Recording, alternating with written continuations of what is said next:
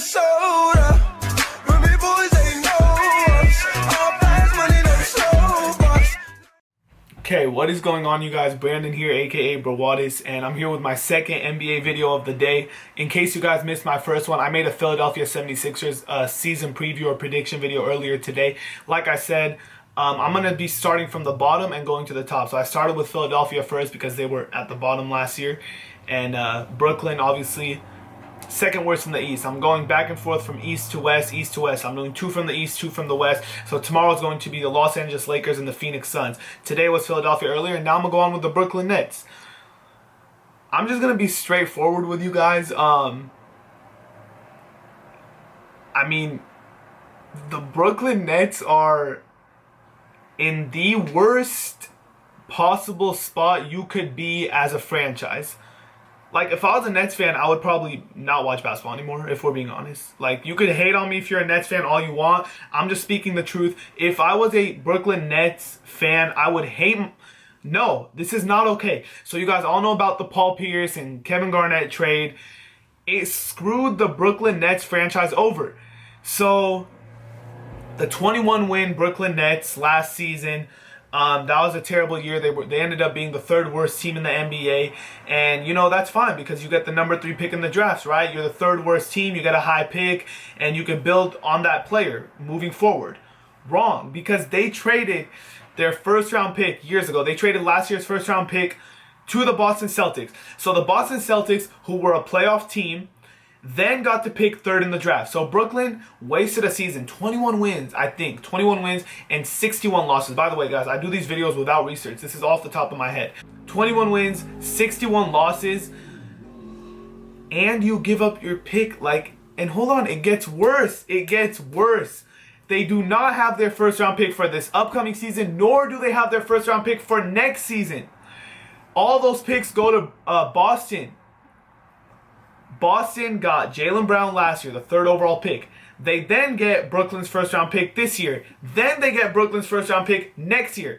Brooklyn, I'm sorry, but let's just say, like, you know, the Suns, Lakers, 76ers, they were bad. They were just as bad as Brooklyn. But at least we have our picks to look forward to. Or let's say you don't have a pick. At least you have a young player a la Devin Booker, D'Angelo Russell, Nerlens Noel, Joel Embiid, Jahlil Okafor. You have some young players to look forward to. The Brooklyn Nets, I don't know, guys. It's just, I feel bad for Nets fans. I hope they could turn it around soon, but let me just go on with it. They signed Jeremy Lin this offseason. They had the most, I guess you could say, roster turnaround, or they brought in so many different pieces. So, Trevor Booker, Louis Scola, Anthony Bennett. You guys might know Anthony Bennett, the biggest bust in NBA history. They traded Thaddeus Young for the 20th pick in the draft. If we're being honest, I think they could have got a little bit better return for Thad Young. Thad Young is a really nice player. The 20th pick in a sort of a weak draft, I think they could have got a bit of a better player back or a bit of a better pick. Anyways, they drafted Karis LeVert, who he has some injury problems. He has some injury issues. That's why he dropped in the draft. But if he can stay healthy, he's not a bad player. He could have been a lottery pick if he was healthy. So the fact that they got him at number 20, it's a hit or miss. If he could stay healthy, that's a nice pick. They brought in Jeremy Lin. They have Grievous Vasquez, Randy Foye. If you can't tell, this roster is filled with names that, you know, it's not really, oh, that's a really good player or that's a bad player, but they're just familiar names and you just don't know how they're going to fit together. This is a team that they brought in vets such as Louis Scola, such as Randy Foye, Jeremy Lin. They brought in vets. They kept Brook Lopez because you would say, oh, we're already bad. Let's just trade away our good players and tank. Lose on purpose to get a high pick. But like I said in the beginning of the video, they do not have their draft picks. They're in a really bad spot as an organization. And I'm not trying to throw shade at Brooklyn or I'm not trying to throw heat at the Brooklyn Nets. It's just, it is what it is. They're in a very tough spot as an organization. It's going to be really tough to turn this thing around. The good thing is they have Bogdanovic, who is not a bad player, and he's also pretty young. So I guess, oh, and also Rondae Hollis-Jefferson. You can't forget about him. He's, I guess, what you could look at if you do look at Brooklyn and say, okay, which young player could they possibly build around? I personally don't believe you could build around Rondae Hollis-Jefferson, but I do believe he could be a piece of that future if they ever do end up being a playoff team in the near future, or God forbid a championship contending team later on. I do believe Rondae Hollis-Jefferson could be a piece of that. What I think, Brook Lopez, okay, so Brook Lopez isn't getting any younger. He's not old by any means, but, okay, he doesn't have the cleanest injury past. He's not getting any younger. He's probably in his prime of his career right now. If I'm the Brooklyn Nets, yes, you brought in Jeremy Lin and Trevor Booker and Louis Scola, so you're not exactly pointing to losing on purpose. And like I said, there's no point to lose on purpose. But I would try to get a pick for Brook Lopez. I mean, you need a high draft pick to just kind of revitalize that fan base. You need to draft someone where you can get the fans hyped, where they could sell some jerseys, because right now it seems as if the Brooklyn Nets fan base and kind of the whole entire organization is just kind of dead. They're depleted. So I think they should look to shop Brook Lopez, whether that's for a young prospect or a high draft pick, if they can get one in return. I'm not saying a team is automatically going to give them one for Brook Lopez, but Brook Lopez is not a bad player. So if there's one player on that team where, you look at them and you're like, hey, you're a really good player, but due to the state of our organization, we need a pick, we need a young prospect, we might have to let you go. They could get a nice return for Brook Lopez. As far as season prediction, like I said in my last video, I don't think Philadelphia is going to be the worst team in the East. That is because I have that spot reserved for the Brooklyn Nets. They did bring in a lot of players this offseason, but I just don't see how Randy Foye and Anthony Bennett and, overage Louis Scola, Trevor Booker, I just don't see how that's going to make a 21-win team turn into a playoff team overnight. I just don't see that happening. As a matter of fact, I see them getting a little worse. I'm going to put them at below 20 wins. I'd say 17 to 20, 17, 18, 19 wins around there. And I actually do have the Brooklyn Nets sitting at the very last spot in the NBA. I do believe, no offense to Nets fans or the Brooklyn organization, I believe the Brooklyn Nets are going to be the worst team in the NBA. And Boston's going to end up having another top 3 pick next year. They've got to trade Brook Lopez, in my opinion. That's the only player on that team who they could trade and get a nice return.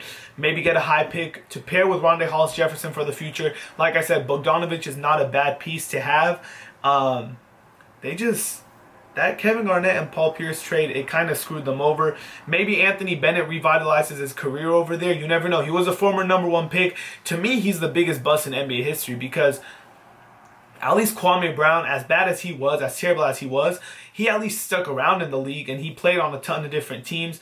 Darko stuck around for a little. Anthony Bennett was traded after 1 year. He was cut after that. He's already played on multiple teams and he's lucky he got picked up right now. So Anthony Bennett might, if they give him the keys to kind of like free him up on offense, who knows, he can maybe make a career over there in Brooklyn. I don't know. The future is looking really, really bleak over there. Hey, I wish them the best, because me being a diehard fan of the Suns was really bad last year, so I can only imagine being really bad and then not having any picks, draft picks, or young prospects to look forward to. So Brooklyn Nets fans, my heart is with you guys. I feel for you guys, and I hope you guys can turn it around soon. But I apologize. I don't think it's going to happen this season. The worst team in the NBA, the worst team in the East, in my prediction, and failing to win 20 games is going to be the Brooklyn Nets. But if there's one thing I could say, I will be watching a few Brooklyn Nets games, because I just want to see how all these pieces fit together. I mean, the starting spots, aside from Brook Lopez and Jeremy Lin, I think Brook Lopez is locked in for the starting center and Jeremy Lin is locked in for the starting point guard. They have a lot of open spots, and it's always fun when there's open spots in the starting lineup, because then it makes people compete more. It makes people want to play harder to try to get that spot. So I think Caris LeVert, Randy Foye, Bogdanovic, Rondae Hollis-Jefferson, guys, I'm just trying to give optimism for this team, honestly. I don't know. In my opinion, there's my prediction for the Brooklyn Nets, and I hope you guys enjoyed this video. Coming out tomorrow is going to be the predictions for your guys' most loved Los Angeles Lakers. I know I got a lot of fans that are watching that love the LA Lakers. And then we have my beloved Phoenix Suns coming out tomorrow. So I'm going to try to get those videos done early. I don't know if I could, because I have a basketball game and school and a haircut appointment. But I'm going to try my best.